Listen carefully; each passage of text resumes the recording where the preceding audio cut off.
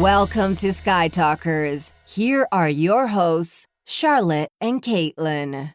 Hello, and welcome to Sky Talkers. I'm your host, Charlotte. Hey, everyone. I'm your other host, Caitlin, and welcome to this week's discussion where we're talking all about the Acolyte Episode 7, Choice. This episode aired on July 9th, 2024. It was directed once again by Kogonada, and it was written by Charmaine Zagrate, Jen Richards, and Jasmine Flournoy. And guys, we finally made it back to Brendok. We knew this was coming. We knew it was going to hurt for everyone, just like it did in episode 3. And yeah, it continued to hurt. I was telling Caitlin before we started, I feel very overwhelmed by this episode. I don't really know where I stand with it. I feel like I am very in the weeds. So I'm looking forward to chatting about it because I feel like I need to chat about it. It's interesting comparing it to last week where I immediately put the episode on again to watch it, and we recorded pretty quickly, like the next morning, basically. Yeah. That was due to some extenuating factors as well, but I think you and I were just so ready to talk about that episode. And this one, after I watched it the first time, I really just kind of sat with it for a while, and I didn't rewatch it again immediately, really, until the next day. It was like I just needed to take it in. And it's kind of strange because I think we all knew this episode was coming. We all knew that it was going to show us the Jedi's perspective, and that, you know, a character like Soul was going to have his fall from grace. We all knew that was coming. So it's weird that it still felt so overwhelming, you know? Yeah. It really is. And I'm glad that we didn't record immediately. We're recording this on Thursday. Episode aired on Tuesday. Usually we're on Wednesday.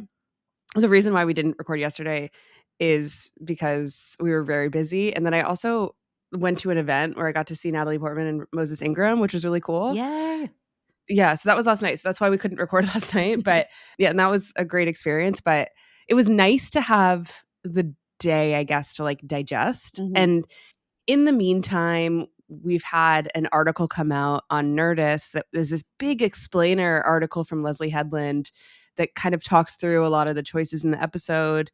And she expounds about a lot of different things that I don't know if they needed clarification, but it's really cool that she's able to talk about them openly. So I'm going to link that article in the show notes, and we'll probably be referencing it throughout our conversation. Yeah, it's a long interview. It's the longest one I think she's given so far. I thought there was one that came out last week about episode 6, shortly after we recorded, actually. So that's why you don't hear it referenced in that discussion. But I thought that one was long. This one about episode 7, Choice, it's just, the thing just kept going. They just kept talking. Leslye just kept explaining. And Charlotte and I were talking about this before we started, that on one hand, it's nice to have a creator kind of be so open about their vision for the show and explaining what their intent was in a lot of these things. But on the other hand, I think there's also obviously a very real argument that once you put a piece of art, a piece of media into the world, it also belongs to the audience in a big way too. And I think that there's kind of a fine line between explaining what your vision was, explaining what your intent was, and then kind of letting a thing have a life of its own. And I kind of wonder where that line is here with Leslye, but I also really just like hearing from creators. So I can't say that I'm too mad at it, even though it is a lot of explaining of even backstories and things like that of certain characters that I don't think are ever really going to be explored in the show, because I just don't think they need to be. But anyway, it's definitely worth the read. I will say that I enjoyed reading it, but yeah, there's just been a lot to digest. Yeah.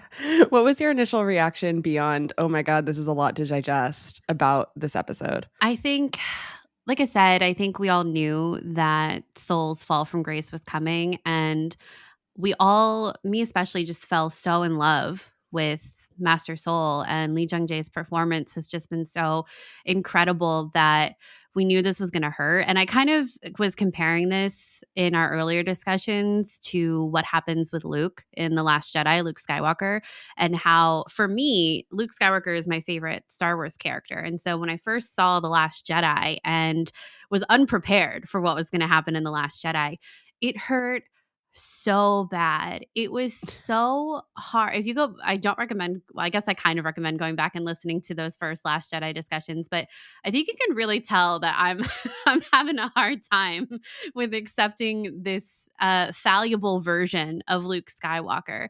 And however many years out now, I think it was such an incredible choice what they did with the character of Luke Skywalker in The Last Jedi. But it was so hard to kind of reconcile that. And that's kind of how I feel about Soul. Even though I knew that it was coming, it feels similar to that emotion I felt with Luke Skywalker of like, I loved you so much and you just seemed so good, but I knew that this dark thing was coming and now I have it and I'm sad about it. Yeah. I feel like we all knew it was coming. Yeah. I'm not experiencing the same emotions that you are about it. Mm-hmm. I feel like my takeaway from this episode in particular is less what I feel like the internet is taking away from it, which is really confusing to me, which is, oh my God, the Jedi are evil. Yeah. That is not my takeaway at all. I think what the show did specifically in this flashback is show that everyone's perspective, like terrible things happened. I don't think we've really come away with one villain. I think you obviously look at Master Soul differently, Mm-hmm. and especially his interactions with Mae later and his interactions with Osha. I think you gain perspective, right? Of course.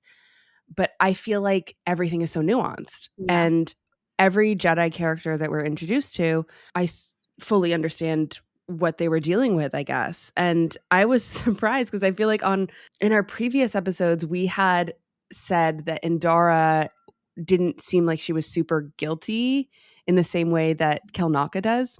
Yeah, like how they were all responding. Yeah, and Torben too. And it seemed like Indara wasn't really responding in the same way as the others. And it turns out it's because she comes out kind of scot-free. I know that she does kill accidentally all of the witches, which Leslye does confirm in that Nerdist article. That was not my takeaway from the episode, honestly. I didn't really think the witches died when she removed the witches from Kelnaka's head from the Force, Mm-hmm. and all the witches tumbled over. My perspective when I was watching was, oh, they're just like defeated based off of that power, Yeah. but not necessarily dead. But Leslye said that they did die. So I guess that is something that she should feel guilty about. But I also don't think that she was like standing right next to the witches when they died. So I don't even know if she knows that happened. I'm saying all this, but then it's like, oh, but then she also wanted to lie to the council and Soul wanted to tell the truth. And I think that is what makes me think that Soul's like not the villain, is Soul was like ready to tell the truth about what happened. I just don't think there's a villain. And I didn't get the sense that, oh my God, the takeaway is the Jedi are evil and the Jedi are bad. And that's what Leslye Headland's trying to do. Like, no, that's not my takeaway at all. And instead, I understand this young kid who just wanted to go home and made stupid decisions, and Kelnaka innocent. Kelnaka honestly is the one who is bottom of the totem pole, I would say. Totally. Which it's we didn't really learn that much about Kelnaka, let's be honest. That's almost like one of my critiques is that I feel like when Soul and Torben and Indara were having these conversations about things, Kelnaka's not there. The Wookiee problem. It is the Wookiee problem. What really had me laughing is what I found myself thinking about when Kelnaka was possessed by the witches is I was thinking, what are they saying to him? Are all the witches speaking in Shriwook in this vision? Because I was envisioning it similar to what Anastasia does with Torben, that she's there in the vision with him, talking to him in the other place in the Force or wherever we want to call that void, I guess, that he was. So I was wondering, what are they saying to Kelnaka during all of this? I don't know why. It was kind of funny. I do think I came away with the same feeling as you about the episode overall, though, about how, yes, it still hurt to see a character like Soul, who I love so much, kind of, again, his fall from grace. But it was expected. And I don't think the same way that we can look at a character like Chimera and understand that he is not wholly evil in the same way that a character like perhaps Palpatine is. I think it's important to look at characters like Jedi and also the institution like the Jedi Order and understand that they are not wholly good as well, but that there are all of these nuances, all of these shades of gray within all of these characters and all of their perspectives on the world and the choices that they've made in the past that they've inevitably fallen down for better or for worse. And I think it is good to read Leslie's kind of overall vision about the show, about this episode particularly, because I think it does kind of set up well for our discussion. So this is from the Nerdist article, and the interviewer says, going into this episode, the show definitely suggested that the Jedi might have done something truly terrible on Brendok, but I think this episode showed that all of their actions were either genuinely noble, totally defensible, or at least understandable mistakes. What was the thematic purpose of raising the possibility of hidden Jedi crimes if you were then going to reveal that they were flawed rather than evil? And then this is Leslie's response. She says, I'm so glad it read that way for you. It's a show about the bad guys in every sense of that word. And because my previous work before coming into the Star Wars world was almost always concerned with some sort of morality, immorality, or amorality, it was always about characters running through a spectrum of those things as opposed to having a good character and a bad character, a good girl and a bad girl, a nice guy and a womanizer, that those characters could be all of those things at once. So it was important to me. I'm glad you got that impression from watching the episode that the Jedi are not performing evil acts. They're not being willfully oppressive. They're not manipulating or tricking anyone. So if the show, with all the other characters, is exploring the spectrum of morality, the stranger being a great example, Mae being a great example, it felt to me that the Jedi also had to have that particular treatment. The Jedi could not be a part of that thematic element of the show. What did you think about this response, Charlotte? I mean, I'm glad that she said that because I do feel like in the first 24 hours, there was a lot of discussions about, at least I saw in fandom, which I don't, just as like a BTS thing, I don't love referring to on the podcast, but I do think it's important to note the like immediate like sort of fan reaction that we saw. And I think the immediate fan reaction was the Jedi suck.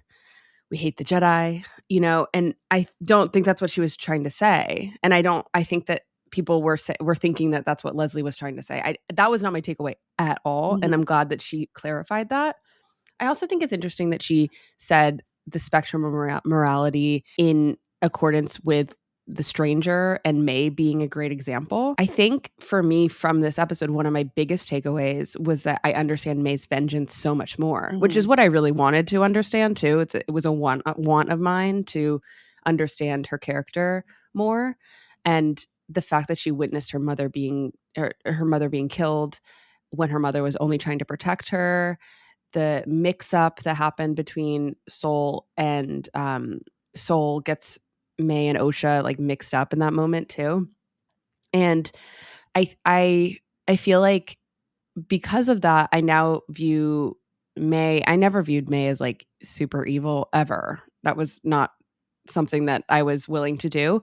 But I feel like I understand her motivations so much more. And it's also kind of sad to me when I look back and I think about how this stranger Chimera might have been like, whatever, you don't really care that much about this. And I don't know, I'm kind of rambling here, but I really liked that she clarified this, I guess, or said this, because I think what I'm interested the most in stories as well is the duality and the ability to be both a good character and a bad character at the same time. I think that's so interesting. And I think that Star Wars could do that better and do that more. And this is a good show to explore that.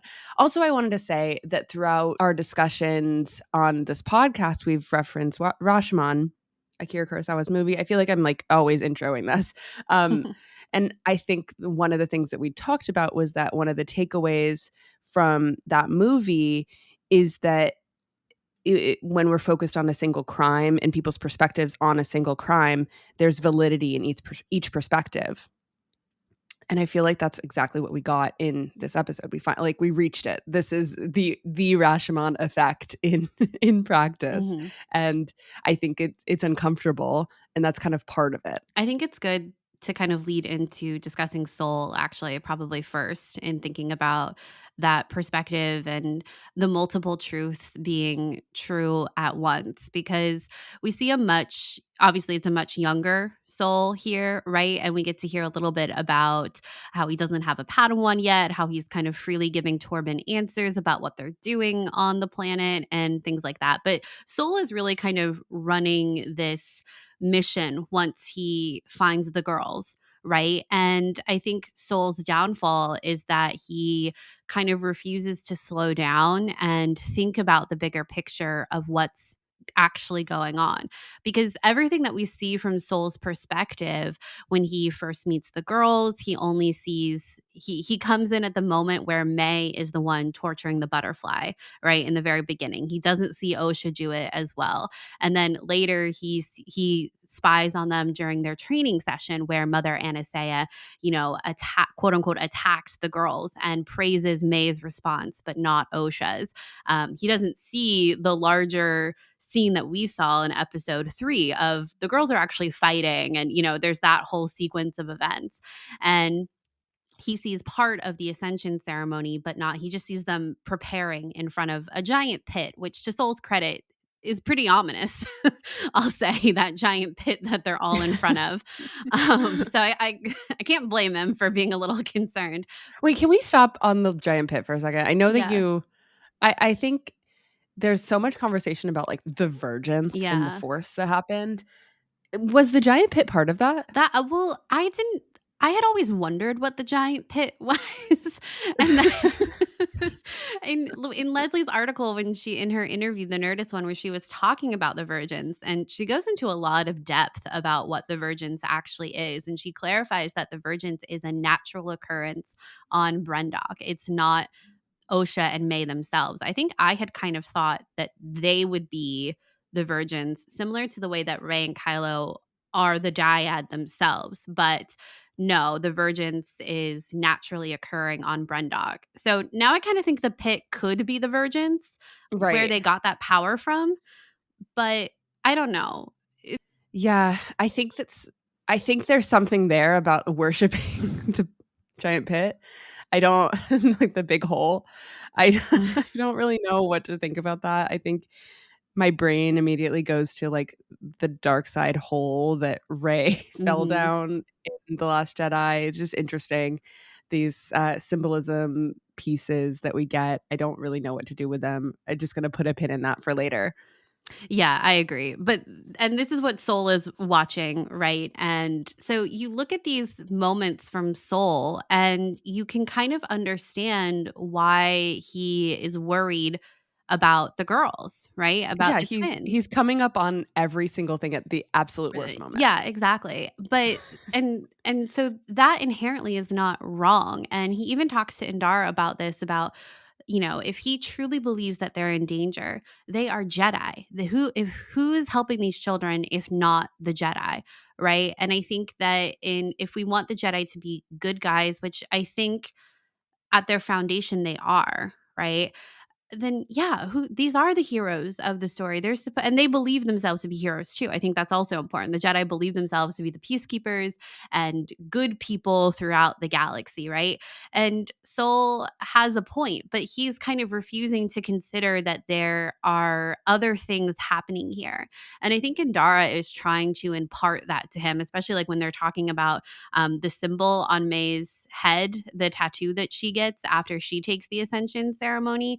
And Soul is like, well, Osha didn't have one. Maybe they tried to force her to do it and she resisted. And it's like, no, you just interrupted the ceremony. That's why. Yeah. And Osha had said yes, like she was gonna get it. She didn't.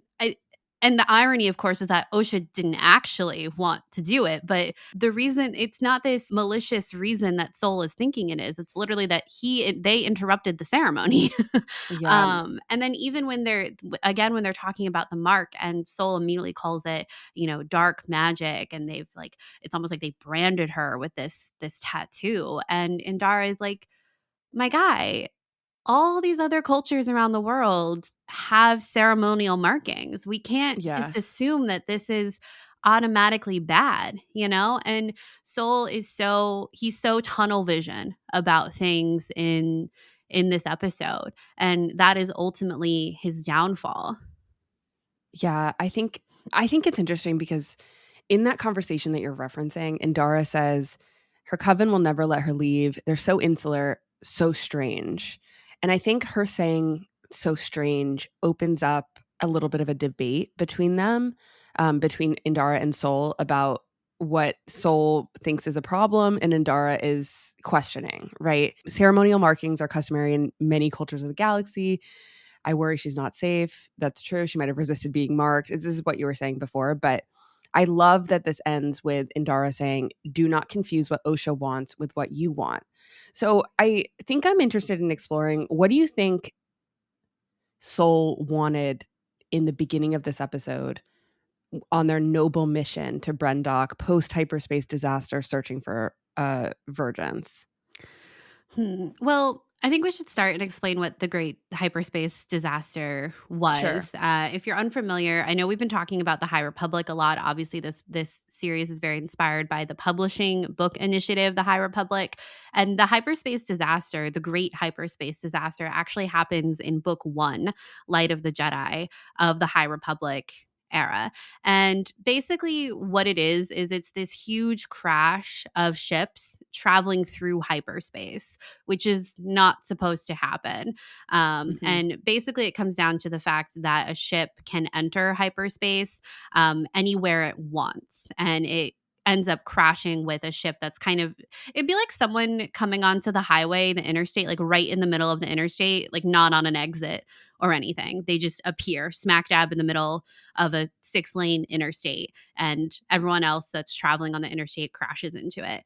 And it's this huge rippling thing because both of the ships are torn apart, and they're big ships. They're like starfighter ships. It's not like a little tiny, it's not like a little Honda Accord. It's like an expedition, like really, or like a school bus. It's like a bus. Yeah, it's a school bus. Tractor trailers.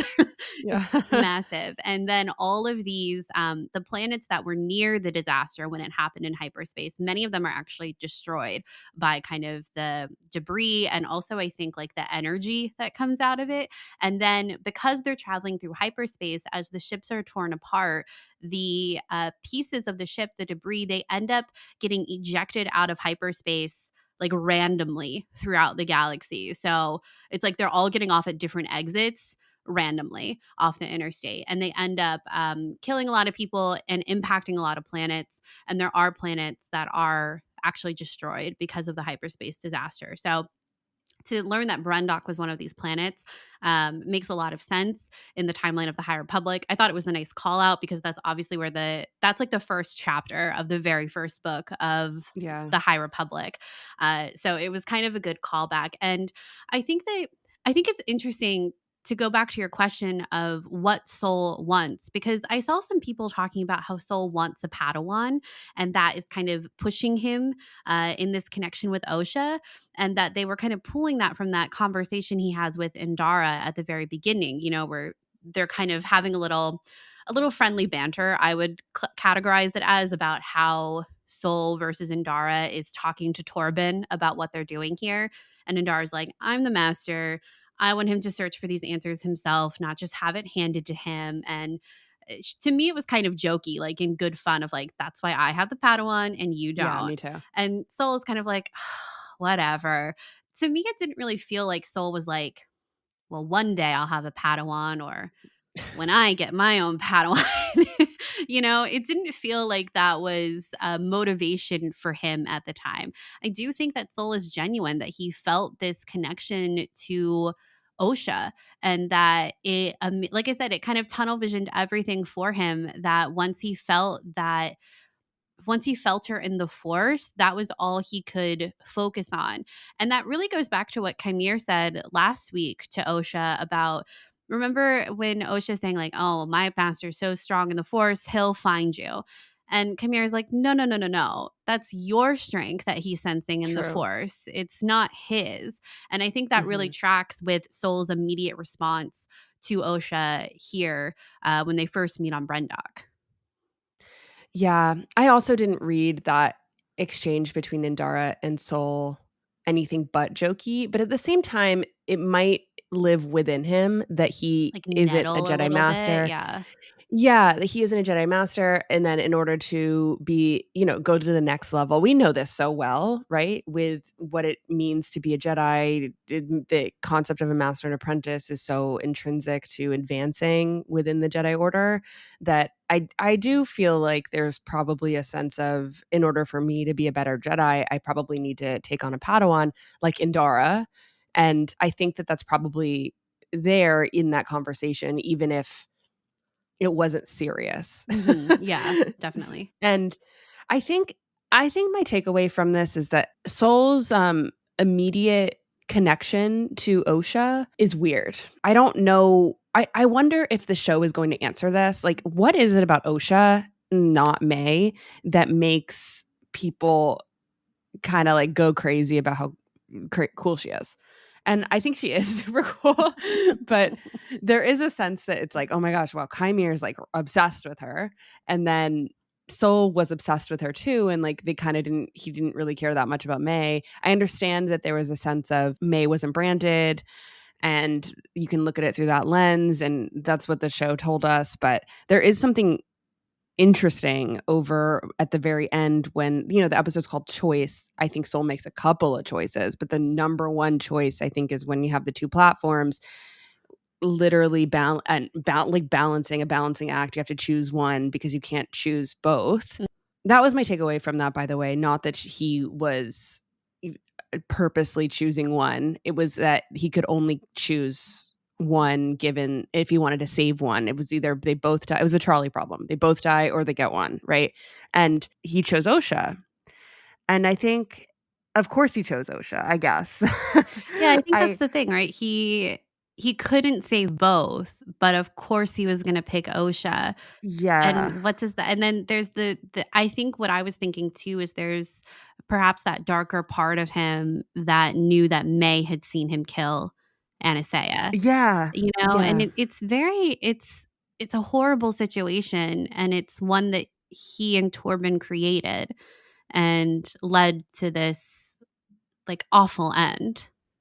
Right. And I think that was terrible. And I find like I just said, I find the connection that Sol feels towards Osha odd. Don't really know what to do with it. But at the same time, there was a lot of instances in which Sol showed the like quote unquote true Jedi mindset. Like when Sol enters the fight with Coral and like all hell breaks loose, he doesn't fight back. I think that's interesting. And it's already maybe the guilt is taking him over, I guess, in that moment. The shot of him fighting where he jumps and he like he's fighting Kilnaka, but he jumps and he disengages his lightsaber and it's like in slow-mo. It's so freaking cool. This is one of those occasions of like, okay, that was a bad situation, but like everywhere else he's like trying. And I think ultimately what I like about Star Wars is that the concept of making a mistake and then continuing to try to right your mistake is so within the story that I felt like Sol was sort of doing that immediately. And the fact that he was going to tell the truth and then Indara stopped him, I just think it's interesting. Yeah, it's interesting because I think you come away immediately, you're kind of like, oh, Sol is he did the quote unquote worst things in this episode, right? He kills Anastasia, he makes the choice between Mae and Osha, but then he wants to turn himself in. And Indara is the one who, we were talking about Indara coming away kind of the cleanest of all of them, but then we get to this moment here where she's the one that orchestrates this concealment of what happened.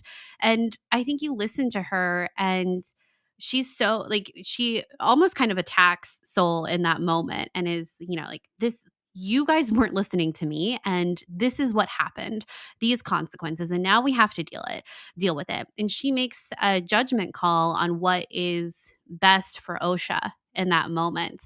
And I think that I understand her logic of this girl has just lost everything. And now you're going to tell her that the person she was also connected to was responsible for all of it and is probably going to be thrown in prison or executed or killed by or banished from the order by the Jedi Council.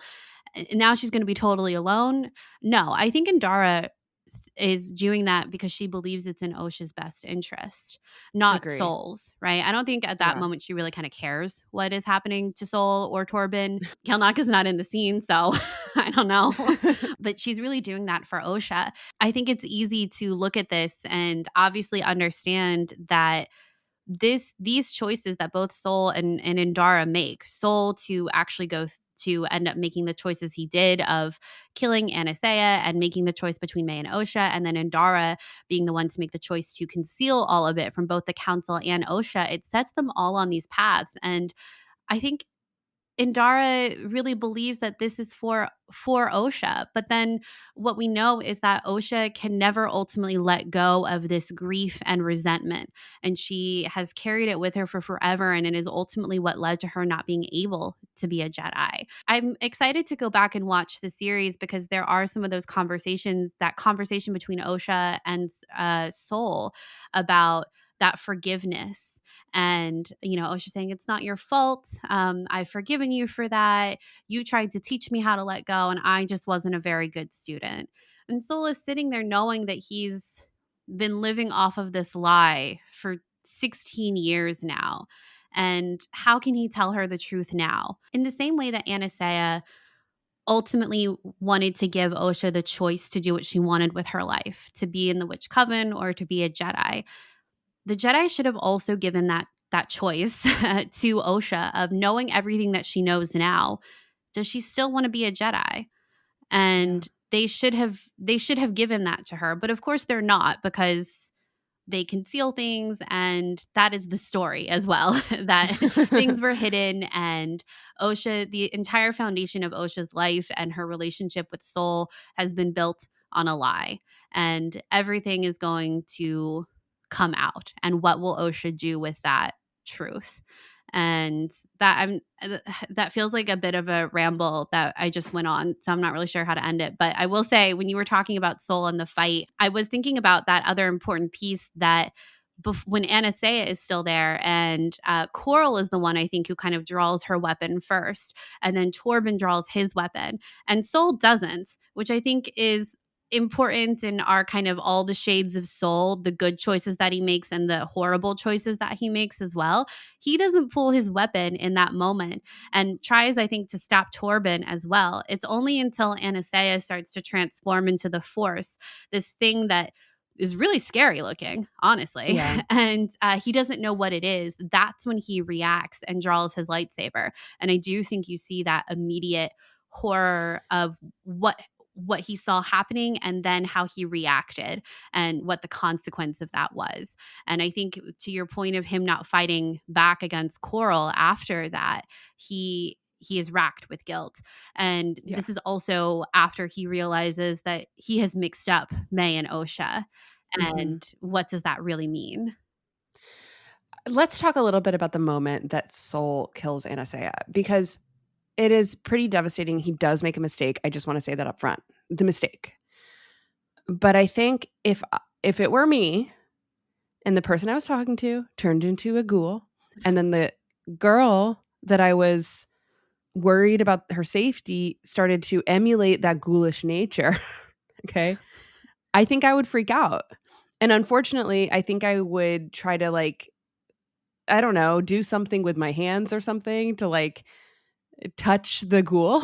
Okay. I don't know. I would run. Well, I guess I wouldn't be a Jedi. I would run away.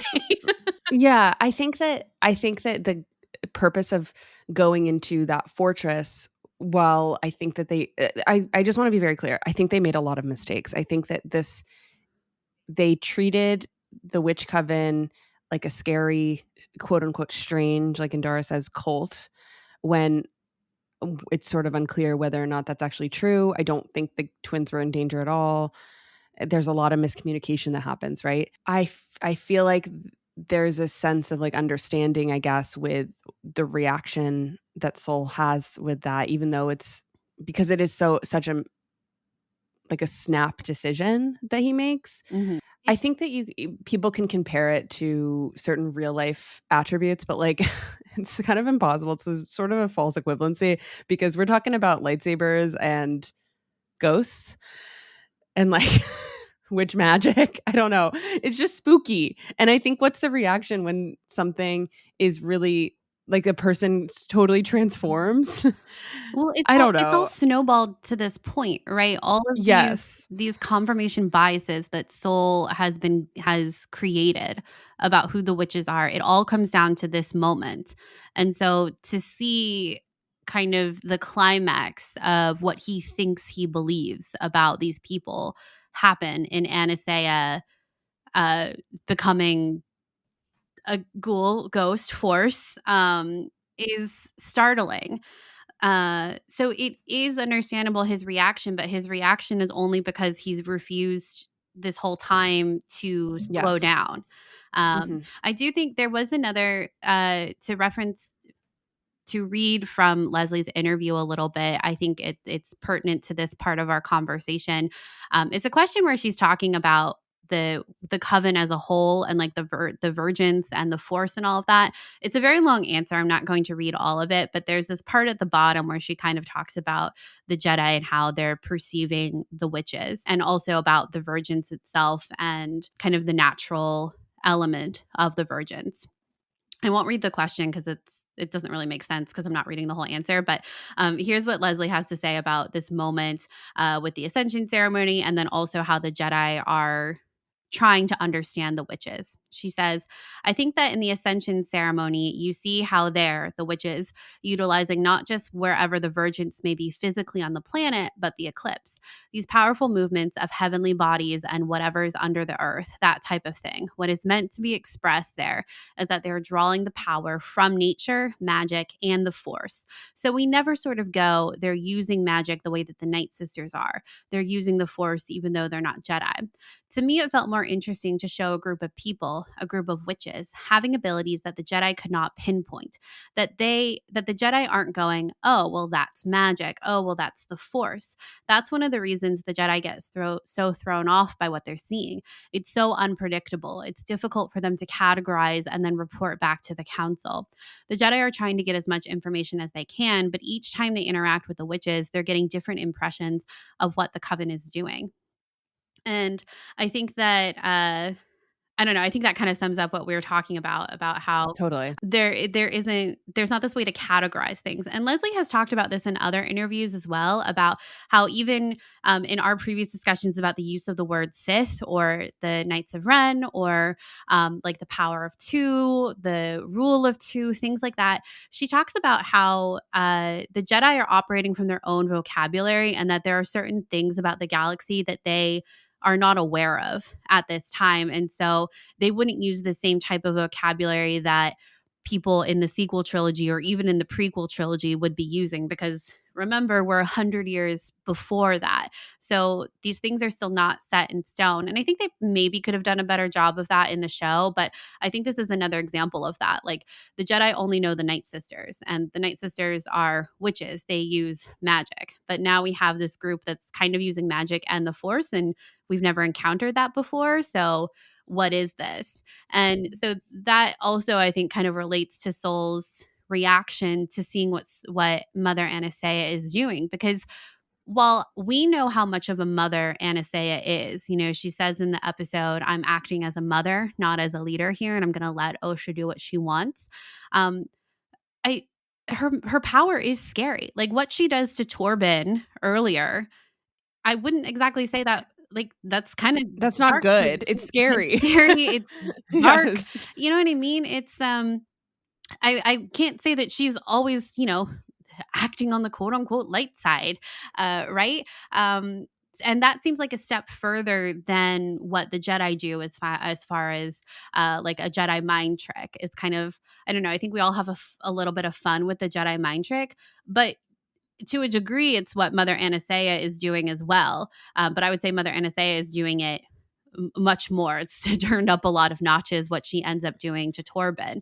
So, and like her eyes turn black. We saw Mae's eyes turn black. That's what happened to Torben as well. So, of course, Sol is going to jump to this conclusion. But like I said, it's all been snowballed to this moment. And this is the moment where, Right. he kills Anastasia and she tells him, I was going to let her go. Hurts. Yeah. So she chose mother. Mm-hmm. Okay. Sorry. In a previous episode, I made a list of questions that I wanted Sol to answer. Okay. Oh, right. And 95% of them were answers. I just want to go through them again. Okay. First question is Mae and Osha's origins, why and why the Jedi were intrigued. So I think we got that. Leslye clarified that the twins were not the virgins in the Force, but it's interesting that the Jedi were intrigued by the concept of exploring them as the virgins. And I also think it's interesting that we learned that Mae and Osha are basically carbon copies of each other. They have the same Force signature, which feels like a mistake, feels like something happened in whatever happened to create them. Not to interrupt you, but interrupt. I just want to Interrupt add away. this in because I've actually been thinking about it while we were talking, and then when it's my turn to talk, I keep forgetting to bring it up. But the fact that they have the same Force signature, the exact same symbionts, but everyone is drawn to Osha, not Mae. Like Sol It's wild. and Chimera are drawn to Osha. But if they have the same Force signature, then wouldn't their presence in the Force be the same? But it's not really feeling like that either with how our characters are reacting. Just anyway, put a pin in that. I thought that's why Sol mistook Mae for Osha. Yeah. But then Chimera doesn't. But is it just because they're older and they've like verged on their own paths and Osha has pulled at that thread? I don't know. I don't think so, because if anything, Osha has tamped down. She's ignored the Force for however long.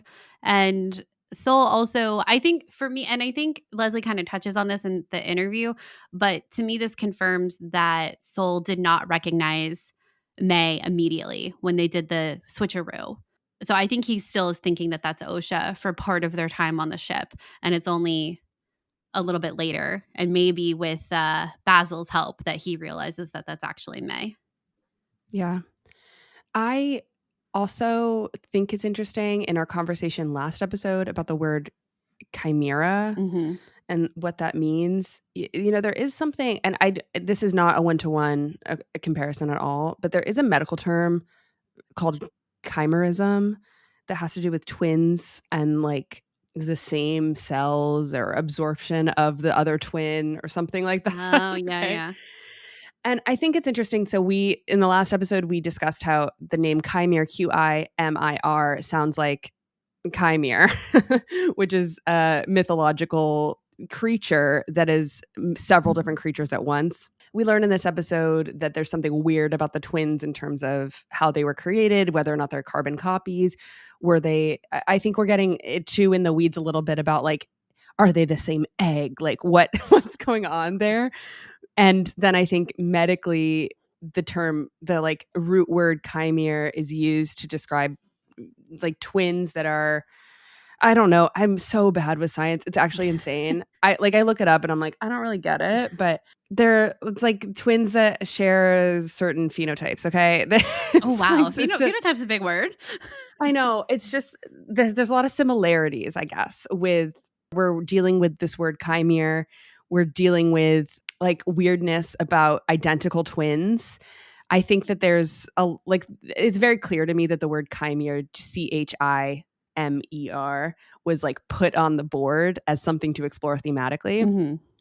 Just to go back to my original list of the Sol questions, why the Jedi were intrigued. Like I would be intrigued too. This is weird. Yeah, exactly. Okay, so then the next question that we got answered is what actually happened that night? We found out. And why did they go crazy? We found out. And then why did they cover it up? We also found that out. And all of these answers are so much more nuanced than I think that we could have even imagined. Mm-hmm. But the last question, and this goes to what you were talking about 5 minutes ago, that we didn't get answered, is why the witches were exiled from their previous place. And I don't really have anything really more to say beyond we didn't find that out, because I think if we did find that out, then it would change our perception of how we, the audience, view the witches versus how Soul views the witches. Because the Soul's takeaway is that the witches are harmful. And then our takeaway as the audience is, no, you're getting it wrong. You're not seeing the full picture. Mm-hmm. But if we got that last piece, we might understand more about their history. Would right now, they're shrouded in a lot of mystery that is helpful for us to discover this type of nuance. But if we found that out, I think it might change things a little bit for us. I kind of don't think we're going to find out. I don't think so either. I'm not saying that we are. Yeah. I really don't think we are. Yeah, for me, it kind of comes down to the fact that they were othered, and Yes. they needed a place to go where no one was, and then they perhaps felt drawn to those virgins as well. Absolutely. Yeah. I agree. I feel like I didn't underscore that well enough, in that I think that us finding out that they were exiled gives us more sympathy towards them. Mm-hmm. And because of that fact, I don't think we're going to find out exactly why they are, unless it is something to do with how the twins were created, because it seems sort of vague, even in the interview that Leslye gave for Nerdist, about whether or not that was something that was going to be explored in total. It seems like we're going to find out more next week about it, though. Yeah. Here's my question. Where do you think we end up next week? Because I kind of think the finale takes place either on the unknown planet or back on Brendok, actually. I think we could go back to Brendok and have the final confrontation between everyone. Could be both. Yeah. Because I think the thing that I keep thinking about is that we talked about this like an hour ago now at this point, and I think you were talking about like how we now view Mae through a different lens, and I think we always expected to, of understanding her more. I just keep thinking about her first meeting with Soul in episode 2, and the last time she would have seen him is when he killed Anastasia, because she was there. She actually knows what happened. And then in episode 5, when we have that eclipse of Mae and Osha, when they switch places, and Mae is saying, no, they brainwashed you. And it's true. They have. They did.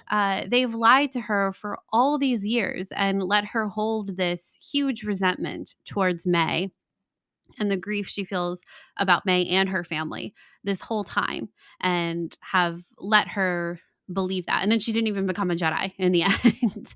And I'm just so curious to see, one, how Osha actually finds out the truth. I think you and I have talked a lot offline about like if she is able to tap into Mae's subconscious with the help of the cortosis helmet and the sensory deprivation. I think that Chimere knows what happened. I feel like Mae would have told him as either Chimere or the stranger when he was masked, or he got it from her mind or something like that. Although Chimere has said that he can't read minds. So I kind of feel like Mae just... Them being the same Force signature, though, could lend that ability to bond together. I mean, is that the power of 2? And the fact that they are the same Force signature, like they can do something, they can, I don't know, access each other's abilities somehow because of that shared genotype. I don't even know. Again, I'm throwing around science. You said work. phenotype last time, Charlotte. I know. Phenotype, genotype, what's the next? Mitochondria, powerhouse of the cell. I was an English major. Let it be. Okay. I will. Okay, here's kind of a little bit of a crazy speculation I have. So also in Leslie's interview, she kind of basically confirms that Coral is still alive. We don't see her. Number one, Coral is so funny to me. The way that she announces things, like when they're going up for the girls to get tested and she yells out, she goes, "We're here." Then, I know. And then I even had to chuckle a little right before she starts the possession of Kalnaka, which sounds bad to say, but she's like, "You shouldn't have brought him here." And Soul is like, "Oh no, Torben, like fortify your mind." And Coral goes, "Not him." Yeah. I don't know. It's kind of funny to me. But we actually don't see her during when all the other witches are possessing Kalnaka. So I think it would be easy speculation that she is still alive. And when I was thinking about the idea that Mae and Osha could connect to each other still, especially once Osha taps back into the Force, I kept thinking about in the very first episodes where she has that vision of Mae after she crashes the ship and she's running through the woods, right? And she asks younger Vision Mae if she's the one that killed Indara. And Vision Mae says yes. And that is true. That is what happened. But Mae's eyes in that time turn black, just like as if she was being possessed, or perhaps that's our indicator of the type of force magic that the witches use. So I almost wonder if Coral has been around this whole time and has also kind of been putting pieces into play, and maybe she brought that vision to Osha about Mae in the very first episode. I don't know. I just wanted to put that out there because I think it's the fact that Mae's eyes turn black, just like Kalnaka's, Torben's, Anastasia, and young Mae in episode 7 did, that feels like a calling card of the witches. And we haven't really seen Mae use that power.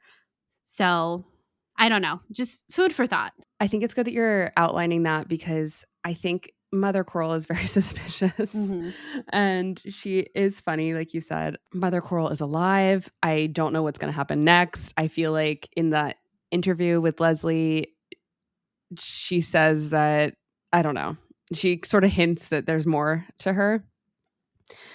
I think when the episode is called Choice, we have to think about all the different, like what that word even means. And for me, I think there's something that's happening in this episode about free will.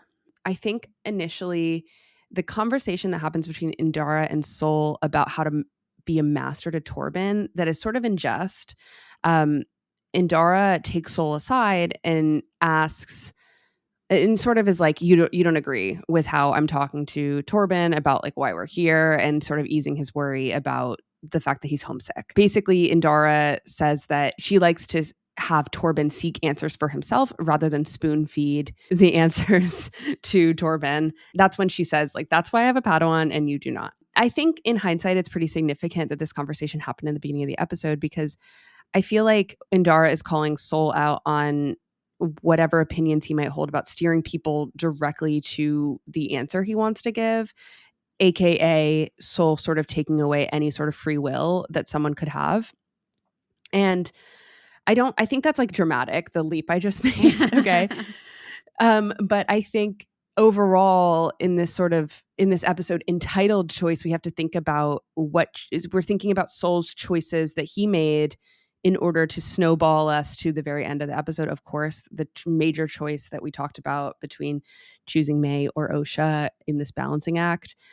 But also I think the concept of choice was totally robbed from Osha, and her entire life she thinks that she had it and things just went wrong. I think even with Mother Coral, like you were discussing, she takes away any choice that Mae could have too. Mae, I feel like when Coral is like, get angry to Mae, and Mae then sort of taps into whatever anger she has within her. It's kind of cute in a way that she's like screaming. It's like she's like, have a tantrum, you know? Yeah. And it feels like childish. But Coral is encouraging that. I think it goes back to her name sounding like Coral, right? I think in that moment, I feel like Coral allows Mae for her fear to take over her. And so much so that she regrets starting the fire almost immediately. And I think that choice was sort of robbed from her too, because she was just pushed by her power figures, like her mother figure, to tap into this dark part of herself. Again, I think Osha's choice was fully taken away from her. And I think it's interesting that we start the episode with this concept of choice, of like, you can't just spoon feed people answers. It's just they have to discover things on their own. And I think eventually what we will discover is that somehow within herself, Osha discovered that the Jedi were not for her. That's probably part of the reason why she left the Jedi. We still don't know why that happened. Later when she's in the Jedi Order, how she left, she says that she tells Chimera that she failed. But from what I feel like within her, she knows that she just didn't have the full choice to join, but she thinks that she had the choice to leave. But I feel like in episode 3, we have this great conversation with Anastasia and Osha about, if you want to pull the thread, pull it. I think Osha thinks that she pulled the thread, but I actually don't think she did. I think this choice was made for her. Yeah. And I think that's what we're going to be exploring. I think ultimately the show is about Mae and Osha and all of the things that have brought them apart and what will bring them together. And I think when we talk about Star Wars, we talk about light side, we talk about dark side, we talk about all the different paths that you can take and how you can change your path and things like that.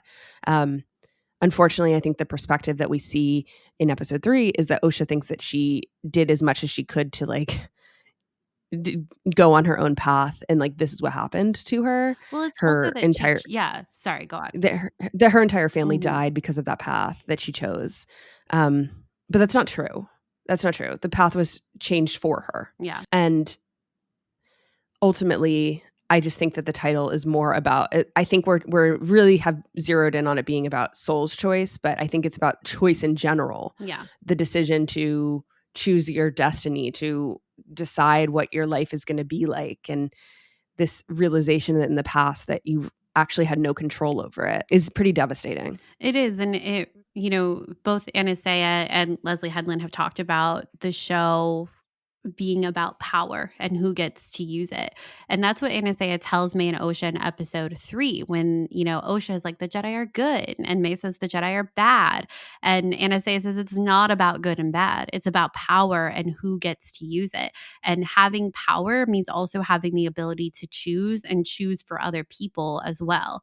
And I think that's what we see happening here. It isn't about good and bad for the Jedi or the witches because we can put those labels on all of their individual choices of good or bad at any given moment. And it comes together into this conglomeration of complicated people who were in a really bad situation and made choices. But who ultimately comes out on top is the Jedi, as far as like the most power, the most influence, the most impactful choices. It's Soul and it's Indara. And that is what the show is about. And so I think if the show is about Mae and Osha, if we're going to talk about the Frozen of it all again, that it's about the sisters, then our finale feels like it will focus on what they actually get to choose this time and how they're going to use their power. Is it going to be together? Is it going to be separately? What happens now that they both know the truth? Really Osha, because Mae already knows the truth. She knows that Soul kills Anastasia. So, and she knows that she technically started the fire, but that she went for help. She wasn't actually going to leave Osha there. And now it's up to Osha. I've seen some kind of wild theories that Mae and Osha will become one person at the end.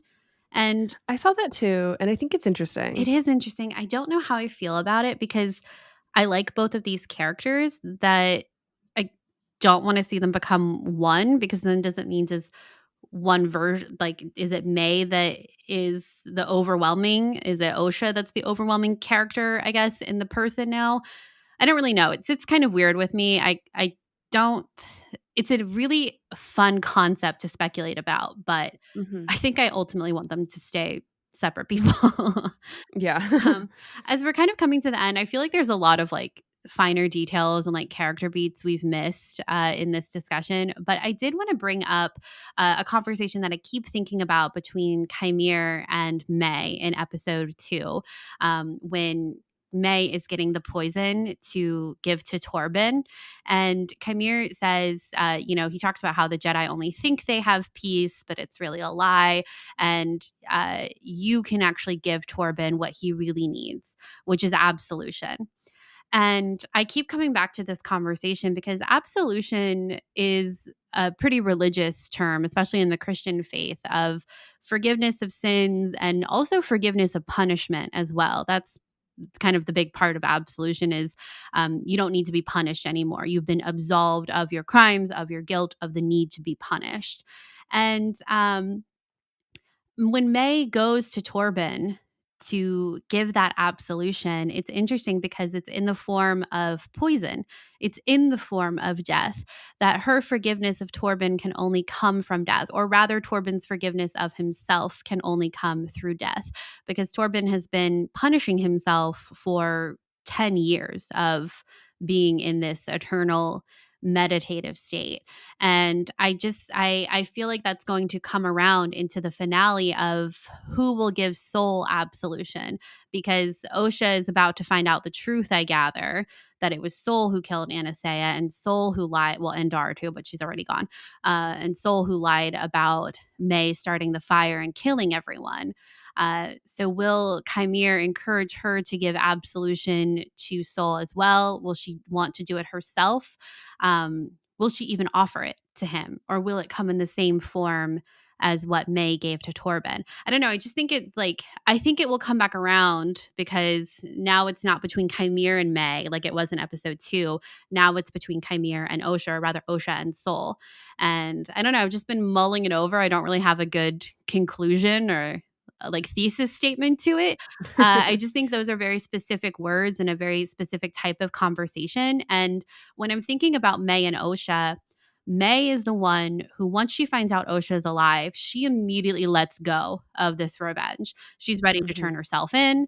She's ready to go find Osha. She strings up Chimere. She does not care. All that matters is that Osha is alive. And I think for Mae, if Osha knew the truth and believed Mae and loved her again, I don't think Mae would care what happened with Soul. I really don't. Or the Jedi at all. I think she would be like, great, let's go. You and me together forever, baby. I agree. I feel like we saw her immediately, like you can parallel that concept with her immediately regretting setting the fire. Yeah, which is so interesting, because her ability that we've seen so far to kind of let go is a very Jedi concept. And I think even for her to just having the truth out there is what's important, because she was going to turn herself in. What I think she really wanted from Torben, right? She tells him he can take the poison, or he can actually admit what happened to the High Council. And then when she feels like she's not going to get the truth from Soul again, she starts trying to call the Jedi Order. And I think she was going to turn them in, but then that's when Soul realizes that it's Mae, and he stuns her, right? So he further keeps it concealed. So I think for Mae, it's about the truth coming out, but more importantly, it's about Osha believing her. Whereas I don't think that's going to be the same for Osha, especially now that she's with Chimere, who's kind of encouraging her to explore those more emotional feelings of anger, of loss, of fear, and desire, but of those other ones too. I don't think that's going to be her reaction. So I don't know. I also kind of wanted to bring up that conversation again and talk about what it could mean for the finale too. Totally. I do think that Osha is going to be cemented on the dark side, given the fact that what I just said about how she was robbed of her choice. Yeah. And I feel like this is the occasion in which she actually might have the choice, even if, I don't know. I feel like Leslie's been so clear about the fact that with Chimere, it has not been manipulation. So it makes me think, how do we think about seduction in terms of the world of choice? I don't really have the answers to that. I think we can talk about that next week. I also feel like in our last episode, in this episode, we didn't do a good enough job of talking about how potentially Vernestra might blame the whole situation on Soul. And if that actually happens, given the fact that she was sort of talking to that one Padawan on on Kofar, sorry. She was talking to that one Padawan on Kofar, talking through whether or not Soul could have done something like this, or he came to that his conclusion himself. Soul turning off his tracking computer and things in the last episode. Then in this particular episode, we learned so much about Soul and the fact that he killed Mother Anastasia, that he's guilty, things like that. How do we feel about the fact that this all could potentially be blamed on Soul now that we've learned this piece? I'm still kind of sad about it. I am too.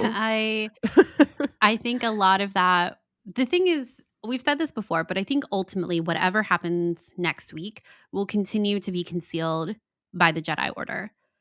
So whether it's making Soul a scapegoat for everything, whether he lives or dies, is exiled, banished from the Order again, I think whatever it is, it's going to be concealed, and no one else will know about it except for whoever survives. That there will be more people carrying this secret story forward again, just like how our 4 Jedi were carrying the truth of what happened on Brendok with them for so long. And it's interesting to think about if that forgiveness is given to Soul and then he is ultimately betrayed by the Order, who allows him to die or allows him to be the Right. scapegoat for everything, how like Osha would take that in. Like, let's assume she does forgive him. She comes to that moment where she's able to let go. Who is as she well. in this situation? Osha. Mae or Osha? Osha. If Okay. Osha is able to let go, I don't know. She, she's let it go, but she's continuing on this other path. But then for her to see that the Jedi then betray Soul, I wonder if that sets her on a path that's similar to or closer aligned to Chimere's goals of the Jedi say, I can't exist. They're a bad institution, more down that path. If now she's also acting on revenge for both her family and for Soul as well. And that even though he lied to her all this time, he was still that father figure in her life, and that there is complication to her feelings about him because of that. Once she works through her anger, if she does, right? I think she could not work through that anger too. I do think like you said, I think there's a high possibility that it does get pinned on him, and I think that would fall in line with what the Jedi do as an institution. And because if we take it back to the first episode, the conversation between Vernestra and Soul when they're going after Mae at the very beginning, Vernestra's like, we gotta pin this on her. We gotta find the person, and justice is swift, and no one will be the wiser, and there's no reason to distrust the Jedi. So I think if they could put it that it was actually this rogue Jedi all along, and don't worry, we got him, no more problems. And he's been covering up something bigger for a while. Yeah, if they even share that too, right? if even a little piece of that comes out, though, it feels a little bit more justified from the Jedi, because it's like, oh, you guys kept this big secret or something, and it was not like the fact that Osha had a twin wasn't even in her file. Yeah. So I feel like there's a sense of concealment that the Jedi, if they knew about it from that time period, would be really mad at. And of course, now there's no other witnesses. So, yeah, I think except for Mae. Yeah. I think ultimately for the Jedi, it will be for the Jedi as an institution, it will be whatever makes them look the best. That's the story they're going to run with. And if they find out that Soul and the others were hiding this huge story for all those years, we don't even have to talk about it because now they're all gone. So we don't even actually have to admit that we had these 4 Jedi holding this dark, dark secret of their crimes for all these years. We don't have to tell anyone about it because they're all dead. Like you said, no witnesses left. It's going to be a doozy. And I think ultimately what we've been talking about of it will come down to Mae and Osha. They've got to come back together, right? And they've got to make a choice. They've got to make their own choice finally. Choices. I don't know. I know. Let's spend the last bit of our conversation talking more about the song that played at the end of the credits. First off, how did you feel about the song at the end of the credits? This song has been out for a while, actually. I saw a lot of people who didn't know that, and I feel bad that we didn't mention it's so good. No, we did. We mentioned it last week. Did we? Yes. Or the week before. Yes, we did. And it's so good. Yeah, it's guys, you got to be bopping to it. It's been on like number 1 on my playlist for weeks. It's by Victoria Monet. It's called The Power of Two, and it was so cool to hear it play in the credits this week. One of the little sections of the lyrics that I put in our notes, the song goes, "I feel the shame when they call me your name. Can you feel the same when they say you're to blame? Like war with myself, it's a losing game. Twin flame, twin flame, twin flame." And these just feel so pertinent to the show. I would love to know about the process of writing the lyrics, how much whoever wrote them knew about what was happening in the show. But just the fact that Mae and Osha have gotten switched, and like Soul switches them multiple times, and then they themselves switch places, and someone like Mae is blamed for everything that happened on Brendok when it wasn't actually her fault at all. And that someone like Osha is ashamed of what Mae did, but it's all built on a lie, right? I don't know. There's just a lot to play with. And even the lyric, like, war with myself, it's a losing game. Now that we understand that they are identical twins in every sense of the word, even genetically or force, they're symbionts and things like that. I don't know. The song is really good and it's very ominous, and yeah, recommend. Fully recommend. It should be on your playlist. One thing to mention is that, the song heavily features twin flame, right? The concept of twin flame. And it's pretty cool that there's an actual twin flame. When Mae lights the fire, you see this log of fire, and then on top of it is two flames, like two smaller flames. And as she stares at it, and I thought it was an interesting moment in episode 3 as well. And I just want to comment that the look of regret on her face too, after that, when clearly she has sort of disrupted the concept of the twin flame, even though I don't think the concept of a twin flame can be disrupted. And that's the whole point of the song, I think, is that they're, forever connected, symbionts with each other, like you said, and genetically connected. But in that moment, she lets the flame spread and destroys the two smaller flames together. So just really interesting. I think the concept of shame is really curious, that is throughout the song. I feel the shame when they call me your name, like you commented on. I think we haven't necessarily seen Mae feel, I guess last episode we did, but it wasn't as obvious, I guess, as it could be, about feeling shame about switching places or anything like that. So, and I wonder if by the end, when she perhaps begins to understand what Soul was going through when he ties her up and wants to tell her about what happened on Brendok, I wonder if she'll start to feel some shame about masquerading, because I don't think we really saw that in episode 3. Yeah, I wonder. I'm not sure she has nothing to apologize for. I know, that's the thing. Yeah. She's never done a single thing wrong in her life. Just Not kidding. one single thing. Yeah. Just, I don't know. Love the song. If it's on your playlist, it should be. It's so good. Yeah, it's really good. So good. Truly, Caitlin and I have been listening to it for weeks. Yeah. Yeah. I don't know. I feel like there's still so much more to talk about with this episode. And like, we didn't really even spend that much time on Torvin or really Kelnaka. Well, I feel like we did it. I feel like we okay, did. Caitlin. I just feel like there's so much to talk about with it, but it just means we'll get to come back to these characters and to this series as a whole, because I know you and I were talking before we started recording about rewatching everything before the finale next week, and I think a lot of things will look different on our a marathon, a binge watch, basically, now that we have this missing piece of Brendok. And it'll be great to kind of watch the show through the lens of already knowing what happened on Brendok and, thinking about our characters' perspectives then. So yeah, and I think that's how the show really lends itself to. It's been so fun to talk about, I want to say, and every week having something to speculate about, to discuss, to dive into. It's really great. It's been sort of the most fun series to have week to week, I think. The conversations have just been really interesting, and I've really enjoyed thinking about each episode each week.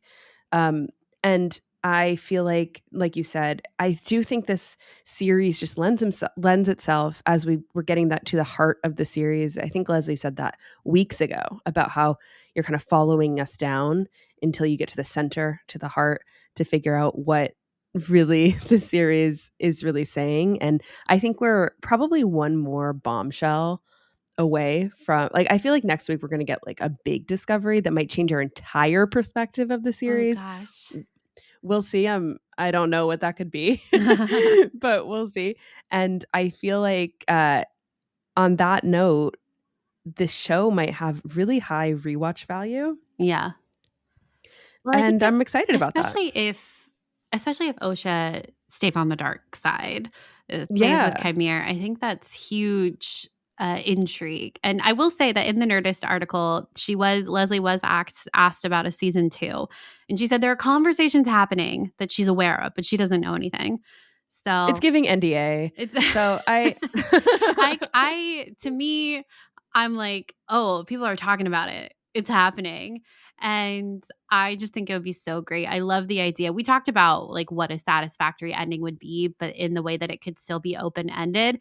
And I think that, seeing what Osha and Mae's choices are, having them make that choice is satisfactory. And then the open-endedness is then where do they go from there? Like if we're looking at Osha, for example, and we say that the choice she makes is to learn about the Force with Chimere, that's a satisfactory ending. But then the open-endedness is that we would, in like a season 2, we would get to see them actually being a master and apprentice. And then for Mae as well, what her choice ends up being too. I don't know. I am so here for season 2. And I want We need it. We need it so bad. 8 episodes honestly feels too short. I will say kind of my one critique is that 8 episodes does feel too short. And I kind of felt honestly, at some points in this episode, I felt a little frustrated because I felt like I was rewatching episode 3 again. Yeah. And I know that's kind of that's the point, obviously, because now it's from the Jedi's perspective. But I do think it could have been tightened up a little bit, maybe. And that I do think it would have been beneficial to see what exactly Soul told Mae, or even her reaction, and maybe even Osha finding out the truth, even if it was just like a couple seconds at the end to really get their emotions as we head into the finale. I do think that would have been helpful.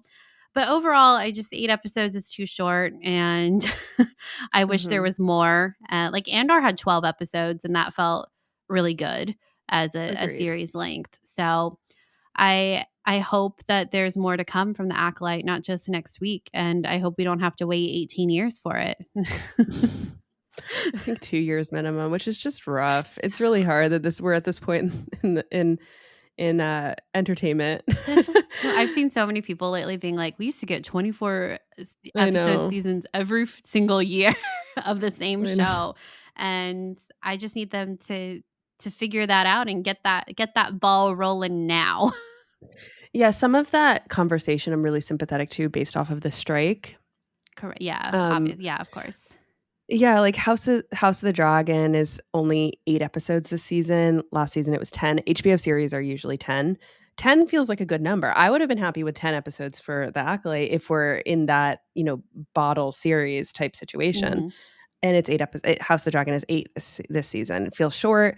I don't know what the decision is with that, cutbacks or the strike or something. I don't know. But I feel like we're kind of dealing with that right now in the entertainment industry, right? Mm-hmm. But I don't know if that's the case for the Acolyte, which has been in production for like 4 years. So yeah, I don't know. Regardless, I can't wait for the finale next week. It's been so fun. And I know there's so much that we didn't talk about, but we'll make sure we talk about it next week. Yeah, absolutely. Is the point. Thank you guys so much for listening in on this conversation. And thank you so much for joining us on Acolyte coverage. 1 more week left. We would love to hear your theories. What is a satisfactory ending for you? What do you see happening? What are these choices that Mae and Osha are going to make? What's going to happen with the Jedi? Please let us know. You can find us on Twitter, X at SkyTalkersPod, or our personal handles. Mine is at Caitlin Plusher and Charlotte's is at Clarity. We also have our website, SkyTalkers.com, our Instagram, TikTok, Facebook. Those are all good places to find us. And if you have a couple seconds and would like to leave us a review on Apple Podcasts or Spotify, we would appreciate it so much, as it helps other people find our show. You can also screenshot that you're listening to the show in real time and tag us, and we will reshare it on whatever social media platform you're posting on. We would love to see your thoughts there as well.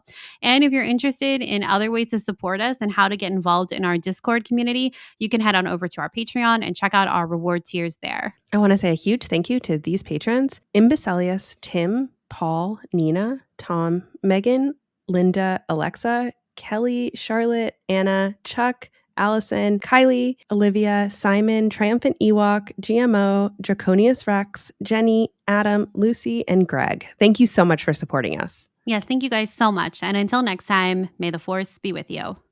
May the Force be with you.